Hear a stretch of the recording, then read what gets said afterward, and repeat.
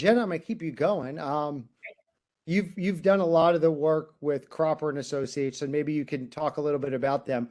Um, will all grades be redistricted if the levy passes or fails? And then how will we go about that redistricting? And what happens to individual schools if people have questions now? Okay, this is a great question. I know this is on everyone's mind. Redistrict, I'm going to be very, very clear that we do not know the answers right now about where students will be redistricted. We don't know. We have not begun that work yet.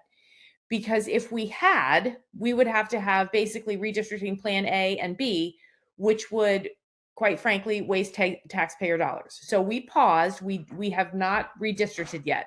I've heard a lot of people say, "Oh, we heard you already know." No, we don't know. What we have done is contract with a company called Cropper GIS. And again, Cropper does redistricting all across the country in many fast growing areas.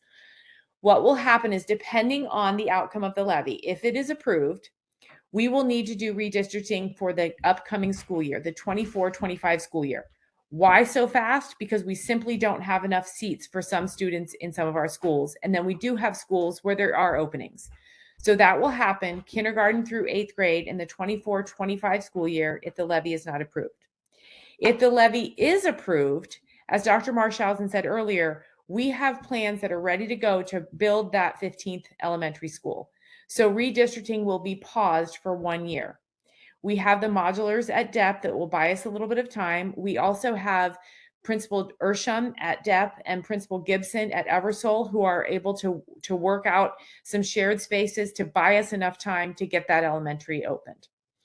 So I'm going to say that again in more simple terms. If the levy is not approved, redistricting K-8 will happen in the 24-25 school year.